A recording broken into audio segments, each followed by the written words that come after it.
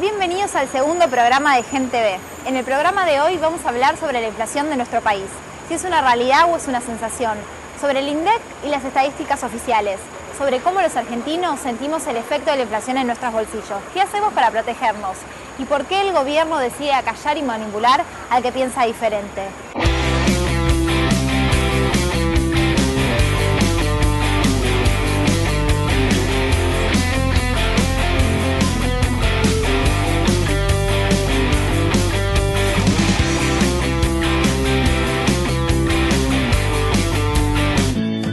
Créditos hipotecarios Ciudad Social del Banco Ciudad, para que puedas tener tu casa con un ingreso menor al que te piden los demás bancos. Llama al 0822 20400. Banco Ciudad, te quiere ver crecer. UCES, la excelencia, un compromiso. www.uces.edu.ar.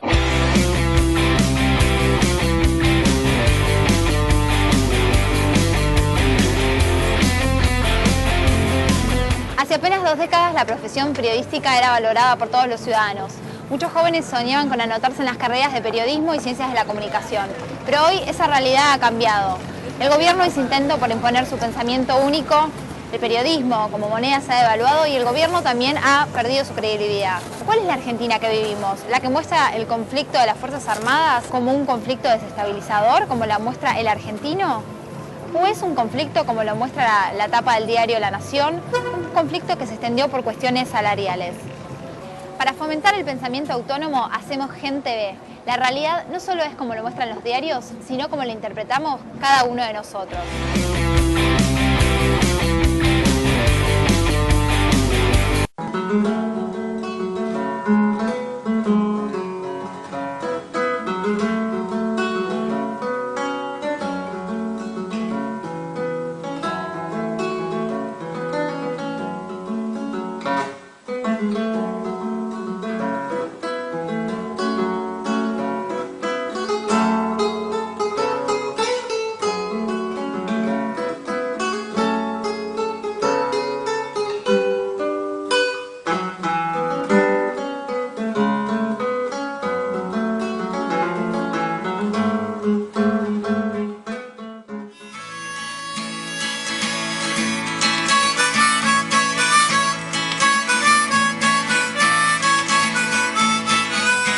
Martín. ¿Qué tal? ¿Cómo te va? ¿Cómo estás? ¿Bien? Bien, muy bien. Muchísimas gracias por acompañarnos. No, por favor. El programa de hoy vamos a hablar sobre inflación y muchísimas gracias por estar acá con nosotros. ¿Sabes qué? Entrevistamos para este programa a Ismael Bermúdez, que es periodista y economista. También entrevistamos al economista Yeyati y también entrevistamos a Bebacua, que ella fue ex directora de precios del INDEC y bueno, en el año 2007 fue intervenido y la desplazaron, pero ahora dirige una consultora Buenos Aires City y Moreno la multó por difundir estadísticas que supuestamente eran perjudiciales para el país. Así que cuando estuvimos con Yeyati y con Bermúdez, ambos consideran que la inflación es del orden del 24-25%, según las estimaciones privadas, no el INDEC.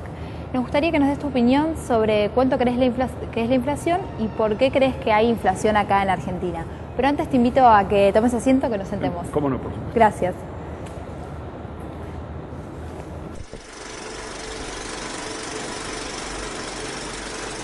Todas las mediciones que hoy son más confiables que las INDEC están marcando una inflación del orden del 24% anual, pero en ascenso. ¿Por qué en ascenso? Porque justamente las últimas mediciones están dando más o menos un 2%, un poquito más del 2% mensual, lo cual ya está hablando de una proyección inflacionaria del 30% en un año. Y ya me parece que la cosa viene mucho más complicada hacia adelante y no es una sensación porque, no sé, los billetes de 100 pesos, no sé, en mi casa vuelan y supongo que todo el mundo cuando converso me dicen que salís con 100 pesos y volvés con algunos apenas muy pocos billetes y prácticamente no hiciste nada. Hoy tenemos inflación fundamentalmente porque tuvimos inflación ayer y porque nadie hace nada al respecto. Entonces seguramente vamos a tener inflación mañana. Y te voy a decir una cosa más. La inflación es del 25% porque 1/3 del IPC está pisado por el gobierno. Todos los servicios, las tarifas, eso constituye aproximadamente 1/3 del IPC. Y aparte tenemos un tipo de cambio que no para de apreciarse en relación al dólar. El dólar está como pisado. Si liberáramos el dólar y sobre todo si ajustáramos los precios de tarifas, que es la contracara del tax y de los subsidios que se agrandan todos los años. Creo que efectivamente el número es seguramente el que se viene conjeturando tanto en las mediciones de algunas consultoras privadas como de entidades provinciales. Hay que tomar en cuenta que hasta hace no menos de un año había 7 provincias de la Argentina que realizaban mediciones específicas a partir de los departamentos de estadística del Estado, sí, y que fueron obligadas, muchas de ellas por parte del Estado federal, de discontinuar esas mediciones. ¿Eso fue en el año? Básicamente durante los años 2010 y 2011 hubo una estrategia política del gobierno federal de evitar que las direcciones provinciales de estadística siguiesen recopilando, acorde a la metodología original del INDEC, esas mediciones de precios. Pero ahora, ¿quiénes miden el INDEC? Bueno, el INDEC tiene su medición nacional, algunas provincias siguen realizando las mediciones pero no publicitan sus resultados y otras en general han discontinuado las mediciones y utilizan como elemento de compulsa la propia medición del Instituto de Estadística y Censo de la Nación. Sí. Es paradójico esto porque el Instituto destruyó la verosimilitud y la fe en las estadísticas públicas. Las estadísticas públicas no son un bien de gobierno, son un bien de Estado. ¿Por qué son un bien de Estado? Porque le sirven al gobierno, porque le sirven a los particulares, porque le sirven a las empresas, porque le sirven a los sindicatos. Nos sirve a todos. Le sirve a la mujer y al hombre de intemperie para entender no solamente qué pasa con los precios, sino también qué pasa con la ocupación, qué pasa con el empleo, qué pasa con el producto, a cuánto le va a alcanzar el sueldo. Y en ese contexto, romper ese sistema de medición, que en realidad es un sistema de señales, porque la medición sirve para señalar, no tiene otro objetivo, es introducir mecanismos generales de confusión y yo diría de ocultamiento sistemático de la realidad, ¿verdad? ¿Y por qué crees que hay inflación acá en la Argentina? La inflación en la Argentina tiene que ver con problemas de conformación del aparato productivo. La Argentina tiene un aparato productivo que no se ha diversificado en los últimos años, un aparato productivo muy concentrado, con muy pocos formadores de precios, con un alto nivel de concentración empresaria en manos extranjeras. Es un aparato productivo que tomó la decisión de no invertir. De cada 100 pesos que se invierte en la Argentina, 50 son de construcciones, 20 de material de transporte y solo 30 en materia de equipamiento y bienes de capital, con lo cual la base productiva de la Argentina, que es la que permitiría crecer mucho en el producto sin necesidad de moverse los precios, no ha crecido de esa manera. Y en paralelo también ha existido una política del gobierno de, al desconocer la tasa de inflación, no tomar las políticas que hacen que la inflación baje. Claro. En consecuencia, como se desconoce el fenómeno, no se aplica la medicina, y este es el peor de los mundos, ¿verdad? ¿Sabés que hay una estadística del INDEC que enojó mucho a la gente, que decía que con 13 pesos una persona dejaba de ser pobre? Se está hablando de que hoy una canasta familiar, teniendo en cuenta un matrimonio con 2 chicos, inclusive por algunos departamentos universitarios, están hablando de un costo de la canasta familiar del orden de los 6.000 pesos. 6.000 pesos por mes. 6.000 pesos por mes, lo dividís por 30, te está dando 200 pesos por día. Ojo, ahí hay que incluir el alquiler, hay que incluir los gastos de educación del chico, bueno, se está hablando de 6.000 pesos. Evidentemente no tiene nada que ver con la medición del INDEC, que para la canasta de pobreza está en 1.544 pesos por mes, o sea, cuadruplica el costo de la canasta familiar lo que sería la canasta básica total por parte del INDEC. Pero hoy ya creo que el INDEC es una cosa superada. Nadie cree en las estadísticas de eso, el gobierno por supuesto que no, porque es el que la manipula, y a la hora de tener que tomar alguna decisión económica, los salarios se ajustan por el 24-25%. Cualquier contrato económico no sigue las pautas del INDEC, sino que sigue las pautas de las mediciones alternativas que están en estos valores. Esto está ligado totalmente al índice de precios al consumidor. Si este es no creíble y los números dan dos veces y media por debajo de lo que están dando las provincias y las consultoras o nosotros, esto también va en línea, no es línea directa, digamos, no podríamos decir que la canasta es 2 veces y media más, igual que el índice, pero sí estaríamos en números totalmente diferentes, es decir, eso sí, intuitivamente 6 pesos sabemos que, o 13 en el caso de la pobreza, sabemos que no alcanza para una familia. ¿Por qué desde el gobierno salieron a minimizar este valor diciendo que solamente es un valor teórico que no servía como referencia para saber cómo vive la población? Yo creo que la estrategia del gobierno es una estrategia política, no es una estrategia que tiene que ver con medir un fenómeno social, es la construcción de una fantasía. Esa fantasía implica desconocer que en la Argentina el 30% de los hogares está bajo la línea de pobreza, que buena parte de los trabajadores, el 70% de los trabajadores gana menos de 5.200 pesos y que el sueldo promedio del argentino son 3.200 pesos. Es decir, ¿esto qué permite? Decir que estamos mucho mejor estando mucho peor. Pero también señala un elemento, que es que flagela, lastima, diría yo, ofende a aquellos sectores que están viviendo o bien de transferencia del sector público, me refiero a los planes Trabajar, a los planes a la asignación universal por hijo, donde allí sí el efecto de la inflación sobre los bienes alimentarios golpea decisivamente sobre la calidad de vida. En consecuencia, me parece que la estrategia del gobierno va más a fortalecer la percepción de un gobierno que está preocupado por la inclusión, aunque en realidad distribuya sufrimiento. Lo que sí creo que tiene sentido, y sobre todo en el caso de la asignación universal, es dejar de ajustarlas de manera discrecional por el gobierno, porque entonces lo que sucede es que cada tantos meses aparece el gobierno en cadena nacional diciendo ahora te vamos a regalar un aumento en la asignación universal. En la asignación universal se suponía que era un derecho, de ahí que fuera universal. Entonces la forma de dar un derecho es ajustándolo de manera que ese derecho tenga sentido permanentemente, ajustándolo aunque sea parcialmente con el costo de vida, de manera que no sea una dádiva que el gobierno da cada 6 meses, sino que sea efectivamente un derecho que el gobierno garantiza. Si no está perfectamente indexado a la inflación, no es problema, uno tiene que cubrirse de que esto no genere insolvencia fiscal, pero tiene que estar parcialmente indexado a la inflación, de manera que automáticamente cuando suben los precios, ese receptor de la asignación universal esté protegido, si no le estás dando pan para hoy, y el pan para mañana va a depender de si tiene ganas el gobierno de hacer el anuncio. Eso es injusto. Había ya en curso, antes que el gobierno destruyese el INDEC, antes de que el gobierno tomase la decisión de hacer estallar la fe pública en las estadísticas, una revisión de la canasta básica, porque la vieja canasta básica, aún aquella que el INDEC hacía bien, tenía dificultades. No incorporaba el gasto de los medicamentos de bolsillo, que básicamente lo tienen aquellos que no tienen seguridad social, no incorporaba el gasto de alquileres, que en un país que tiene emergencia habitacional es central incorporar eso, con lo cual esa canasta original hoy sería una canasta mucho más grande. Claro. Ya no solo por la deformación estadística producida por toquetear el índice de precios, sino porque habría que incorporar elementos de la vida cotidiana que aquella vieja canasta no tenía.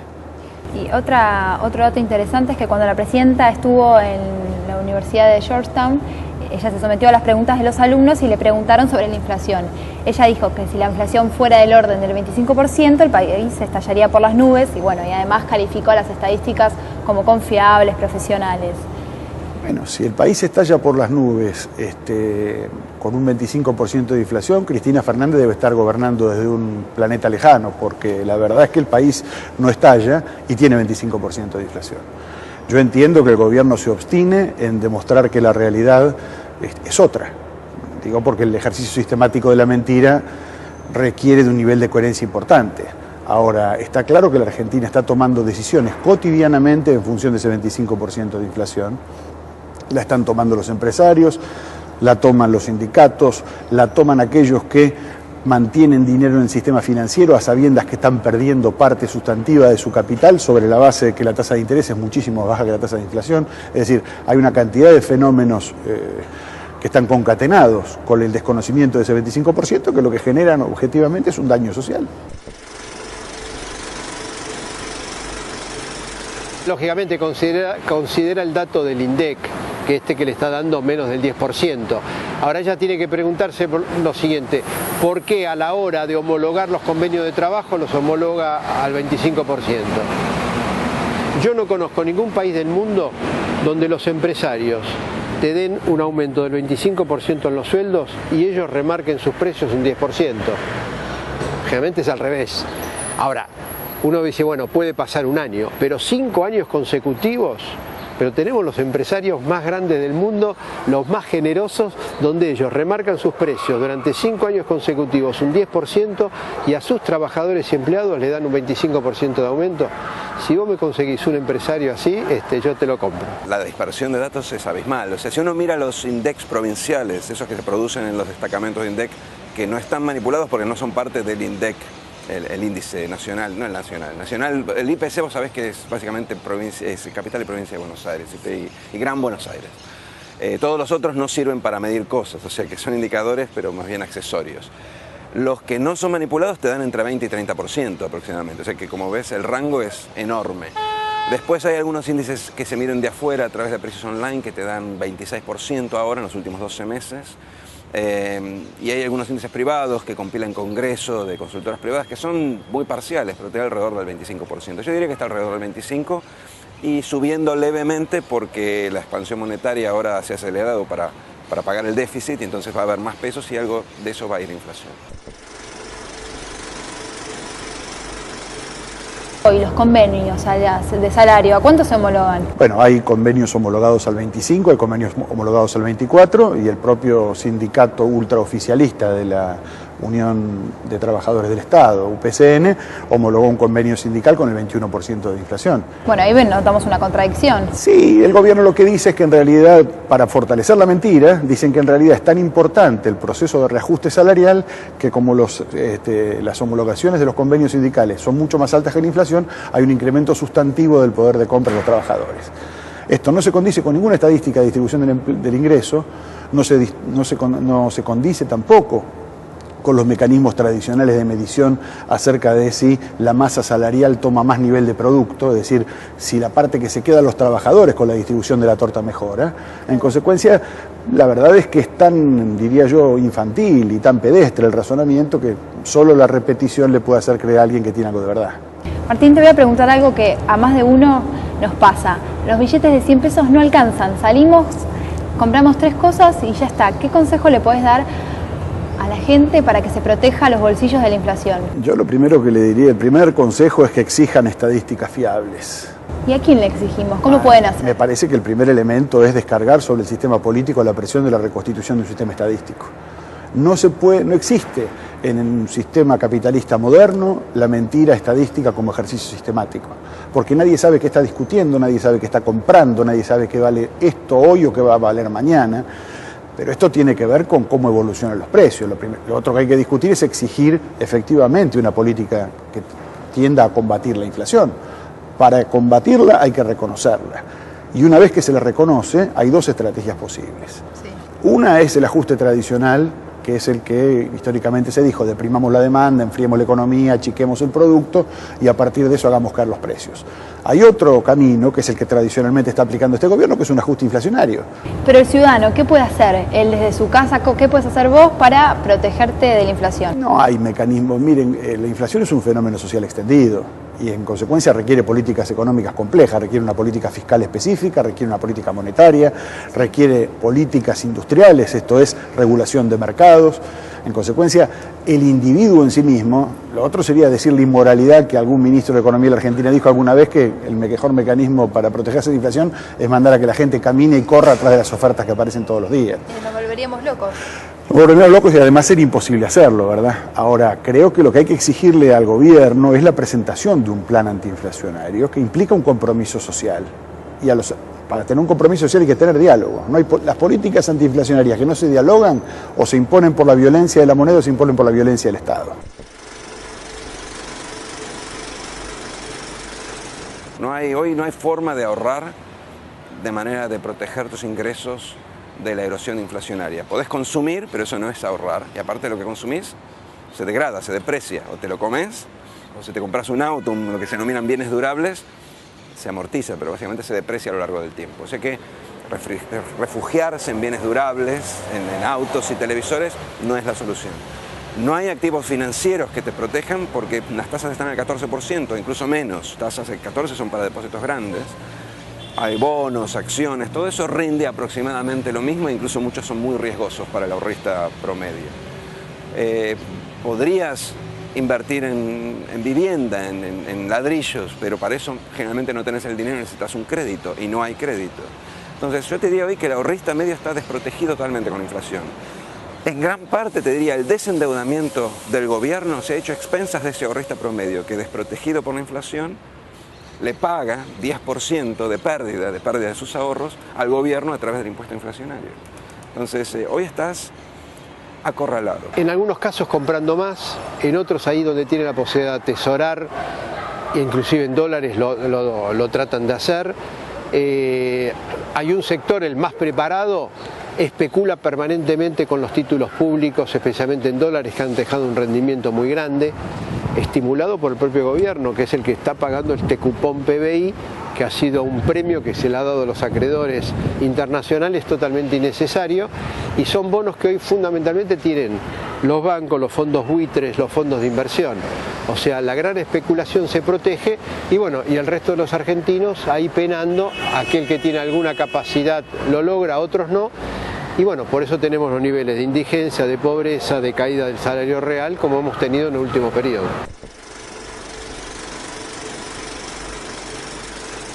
Estuvimos también con Graciela Bebacua, que ya fue, como dijimos, exdirectora del área de precios del INDEC, fue desplazada, ahora tiene una consultora que mide precios y bueno, Guillermo Moreno las multó a estas consultoras porque difunden índices alternativos. ¿Por qué el gobierno hace esto? ¿Por qué los multa? Si ya el INDEC está destruido, está desmantelado, ¿qué pasa con las consultoras privadas? No, yo creo que cualquiera puede, en este contexto, salvando las distancias que no son mediciones oficiales, salvando las distancias que las metodologías no están homologadas necesariamente por el patrón de las oficinas internacionales de estadística, cualquiera puede claramente realizar relevamientos y darlos a publicidad. Solamente el empatotamiento febril de Moreno, que cree que por aplacar los índices desaparece el fenómeno, lleva a estas cosas. Es diría yo, un manejo arbitrario, violento, que lo único que tiende es a desgastar episodios que la propia sociedad va generando para poder informarse.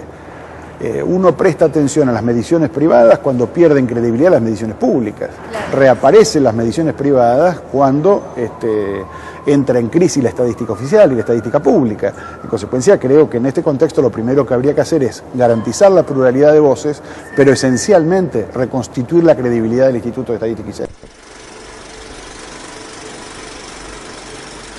El gobierno trata de acallar a los que hacemos, por ejemplo, IPCs alternativos, que ha logrado su objetivo, digamos, porque todos hemos dejado de publicar por contradecir las cifras que se ven en el mercado y que están manipulado el IPC desde el 2007, ¿no?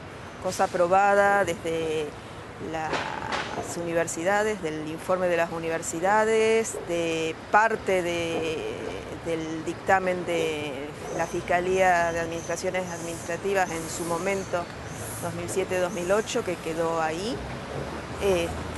Hay pruebas fehacientes de que los números no dan, más allá de la percepción que uno tenga. Lo que nos dijo Graciela es que el INDEC hoy está totalmente desmantelado, que va a tardar, no sé, ¿cuántos años en recuperar la credibilidad? A ver, va a tardar en recuperar la credibilidad en función del apoyo político que tenga su ejercicio. ¿Qué quiero decir con esto? El sistema estadístico lo tiene que reconstituir el sistema institucional. No es obra de un partido, ni siquiera de una mayoría parlamentaria circunstancial. ¿Por qué digo esto? Porque cuando se tengan que empalmar las series, cuando se vea el daño social que produjo la inflación, va a haber que tener mucho coraje civil para hacerse cargo de esos resultados. Y claramente los que produjeron ese daño, que son los que están gobernando hoy, no van a querer hacerse cargo de sacarle la fotografía a sus propios desaciertos, ¿verdad? En consecuencia, creo que va a ser una tarea de largo aliento, que requiere un compromiso político importante, pero que para que la gente nos entienda, si yo no sé qué va a pasar mañana con los precios, no sé si invertir o no invertir. Claro. Y la inversión en la economía capitalista, entre otras cosas, determina los niveles de empleo y de salarios. No estoy queriendo decir con esto que haya que darle a las empresas una suerte de viva la pepa. Lo que sí significa es que todos tenemos que tener capacidad de calcular. La empresa en saber cuál va a ser su tasa de beneficio, el sindicato en términos de cuál debe ser su nivel óptimo de salarios y el Estado para poder regular los niveles de intervención en los distintos mercados. Hoy el INDEC diría que está desmantelado de técnicos, cuestionado, no creíble, lo peor que le puede pasar a una institución oficial de estadística, que es tan necesaria para un país, para contar con datos neutrales y creíbles, es justamente eso, romper la credibilidad. Va a costar mucho tiempo más allá de si se manipula o no, digamos. Si primero tiene que dar crédito de que se están haciendo las cosas bien. En el caso particular de nuestro país, yo diría que no es una cuestión de método, es una cuestión de datos. Para terminar, ¿hay algo que se pueda hacer para frenar la inflación? Esencialmente, para estos mecanismos lo mejor es la existencia o la construcción de mecanismos de acuerdo social. No es el Estado en sí mismo, con su poder de policía, el que puede bajar la inflación, ni tampoco puede ser un acuerdo entre grandes operadores concentrados de los mercados capitalistas y el propio Estado. Esto implica una política de ingresos, esto es discutir salarios y empleo, implica discutir de qué manera se incorpora tecnología y se amplía la oferta, e implica también de qué manera se regula el acceso a productos del mercado exterior. Digo, estas cosas que el gobierno viene haciendo cada vez más desprolijamente y peor, hay que hacerlas en serio, discutiendo tranquilamente y reconociendo esencialmente que la inflación es un castigo a los más débiles y a los grupos de ingresos fijos. Y una cosa más que todos nos interesa saber, ¿los precios van a seguir aumentando? Si la lógica de intervención es este tipo de, diría yo, de pequeños atropellos cotidianos y de desconocimiento sistemático de lo que resulta en la economía argentina, claramente la tasa de inflación no va a bajar. Lo primero que tenés que hacer es reconocer que hay inflación, pero no reconocerla implícitamente como ella se la reconoce en las negociaciones salariales, por ejemplo, sino tener un índice que te mida de inflación, porque vos no podés ajustar expectativas y prometerle a la gente algo que después no podés medir. Entonces tendrías que desandar la intervención del INDEC, crear un nuevo índice, el IPC nacional que anunció el gobierno para, no sé, el futuro lejano, crear un índice que sea confiable y a partir de ahí tirar alguna pauta de inflación, que el Banco Central debería ser el que tomara esa medida, tirar alguna pauta orientativa de inflación de manera que las expectativas de los agentes se anclaran alrededor de un número que en vez de 25 puede ser tranquilamente 15. Porque mucha de esta inflación es básicamente ajustar a la inflación pasada. Entonces, si todos ajustamos a una inflación de 15, nos ahorramos 10% de inflación sin ni siquiera tener que tocar la demanda y la actividad. Bueno, Martín, muchísimas gracias por estar con nosotros en este programa. Recuerden a todos, si quieren comunicarse con nosotros, lo pueden hacer a genteb@partidogen.org. Nos vemos el próximo viernes aquí por Metro a las 20 horas. Chau.